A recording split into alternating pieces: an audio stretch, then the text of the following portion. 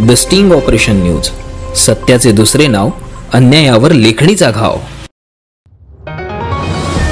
गोंदिया जिल्हा हा धान उत्पादक जिल्हा म्हणून संपूर्ण महाराष्ट्रभर ओळखला जातो। गोंदिया जिल्ह्यातील शेतकऱ्यांनी रब्बी हंगामामध्ये 49,772 शेतकऱ्यांनी जिल्हा पणन अधिकारी यांच्या शासकीय आधारभूत खरेदी केंद्रावर जवळपास 20,74,292 क्विंटल धान्य हे विक्री केले आहे। या धान्याच्या विक्रीपोटी आतापर्यंत जिल्ह्यातील 22,459 शेतकऱ्यांना 230,42,28,384 रुपये मिळाले आहेत। मात्र अद्यापही गोंदिया जिल्ह्यातील 27,313 शेतकरी हे धान विक्रीचे पैसे मिळाले नसल्याने कर्जबाजारी झाले आहेत। या शेतकऱ्यांचे शासनाकडे जवळपास 239,84,32,000 रुपये अद्यापही शासनाकडे प्रलंबित असल्याने शेतकऱ्यांच्या चिंता वाढल्या असून आता खरीप पिकाच्या हंगामाचे मजुरी पैसे कसे द्यायचे आणि शेतीला लागणारा खर्च कसा भागवायचा यामुळे त्यांच्यावर उपासमारीची वेळ आली आहे। आता तरी शासन जागं होऊन या शेतकऱ्यांचे पैसे देईल अशी मागणी आता शेतकरी करीत आहेत। प्रलंबित पैशांसाठी जिल्हा पणन अधिकारी हे शासनाकडे मागणी करत असल्याचे त्यांनी सांगितले आहे।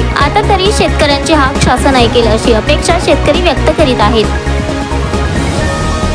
रब्बी पणन हंगामामध्ये 49,772 शेतकऱ्यांकडून 20,74,292 क्विंटलची खरेदी जिल्हा पणन अधिकारी कार्यालय गोंदिया यांनी केलेली असून आतापर्यंत 22,459 शेतकऱ्यांना 230,42,28,384 रुपये अदा करण्यात आलेले असून अद्यापपर्यंत 27,313 शेतकऱ्यांचे 239,84,03,240 रुपये शासनाकडून अद्याप येणे आहे। त्या बाबतीमध्ये या कार्यालयाचा सतत पाठपुरावा सुरू असून लवकरच सदरची रक्कम येण्याची अपेक्षा आहे।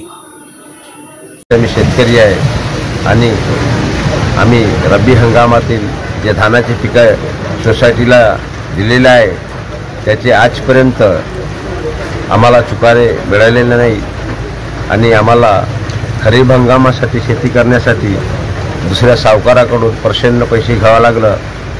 ही परिस्थिती झालेली आहे आणि माझ्या शेतभोवतालचे आणि माझ्या परिसरातील शेतकरी आज ते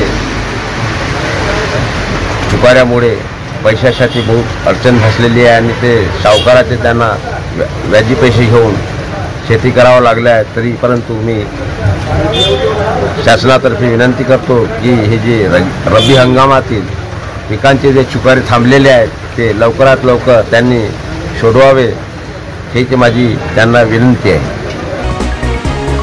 Sunil Kawade, the sting operation news, Gondia.